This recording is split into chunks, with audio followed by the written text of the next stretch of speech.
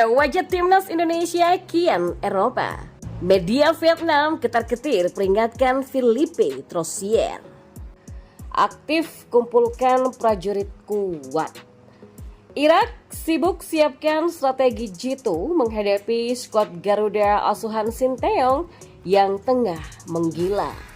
Simak selengkapnya hanya di sini di Patriot Garuda. Ayo dukung terus timnas Indonesia.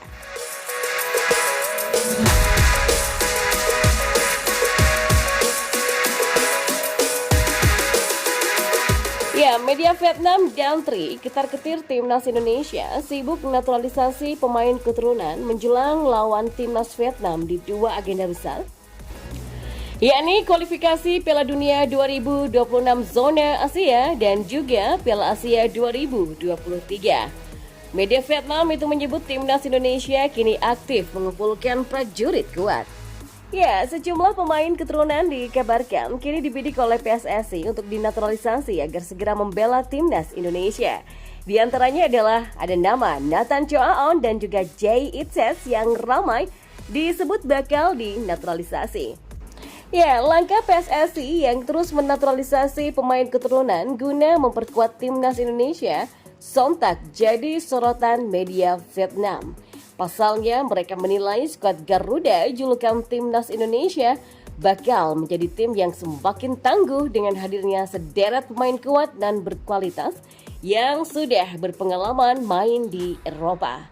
Menurut media Vietnam dan Tri, ada dua keunggulan dari para pemain keturunan di skuad timnas Indonesia. Keunggulan itu adalah bentuk tubuh dan kekuatan fisik yang lebih baik. Maka dengan kondisi ini, Dantri meminta timnas Vietnam untuk waspada dalam menghadapi timnas Indonesia. Pasalnya, timnas Vietnam akan bersua dengan timnas Indonesia dalam dua agenda penting, yakni kualifikasi Piala Dunia 2026 zona Asia dan Piala Asia 2023. Ya, di kualifikasi Piala Dunia 2026, pertemuan kedua tim akan tersaji di babak ketiga. Pasalnya, timnas Indonesia dan Vietnam sama-sama berada di grup F dengan Filipina dan juga Iran. Lalu di Piala Asia 2023, keduanya juga berada di grup yang sama, yakni di grup D dengan Jepang dan juga Irak. Indonesia dan Filipina merekrut bintang untuk bersaing dengan Vietnam 2-1 grup dengan tim Vietnam di kualifikasi Piala Dunia. Indonesia dan Filipina ini juga aktif mengumpulkan prajurit kuat untuk bersiap menghadapi kembali pasukan pelatih Troussier. Indonesia mungkin menjadi salah satu tim di Asia Tenggara yang punya determinasi tertinggi untuk merebut tiket ke putaran final Piala Dunia. Tim itu sedang mengumpulkan kekuatan intinya, tulis media Vietnam dan Tri. Ya, pertahanan Indonesia saat ini memiliki 3 pemain yang bermain sepak bola di Eropa, termasuk gelandang Elkan Baggett, bek kanan Shandy Wallace yang bermain untuk KV Mechelen Club dari Belgia, dan bek kiri Shani Patinama yang bermain untuk Viking FK dari Norwegia. Dan di lini depan timnas Indonesia memiliki striker Rafael Struijk yang bermain untuk ADO Den Haag Club dari Belanda. Namun Indonesia mengumumkan telah memproses naturalisasi Nathan Choa On. Nathan Choa On bermain untuk Swansea City Club di Championship dan pemain ini bisa bermain di dua posisi, yaitu bek tengah dan juga bek sayap kiri, kata media Dantri. Ya, para pemain ini juga lahir dan besar di Eropa, tumbuh bersama sepak bola Eropa, sehingga mereka punya keunggulan yang jelas dalam hal bentuk tubuh, kekuatan fisik dan juga kekuatan benturan, lanjut artikel itu. Hal ini pun menunjukkan bahwa sepak bola Indonesia jelas berniat melampaui Asia Tenggara. Mereka memilih untuk pemain asal Indonesia yang tinggal di Eropa agar segera memperbaiki titik lemah masyarakat Asia Tenggara dalam berolahraga, yaitu bentuk tubuh dan kekuatan fisik ini benar-benar kekuatan tangguh sepak bola Indonesia yang perlu diwaspadai tim Vietnam di kualifikasi Piala Dunia. Kita beralih ke informasi selanjutnya. Ya, sang juru taktik timnas Irak yang bernama Jesus Casas tengah menyiapkan strategi terbaik pada babak kedua kualifikasi Piala Dunia 2026 zona Asia kontra timnas Indonesia.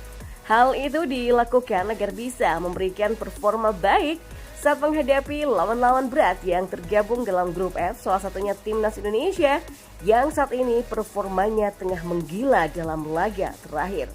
Ya, skuad Garuda sekarang memang sedang berada dalam tren positif di tangan dingin sang pelatih Sinteyong.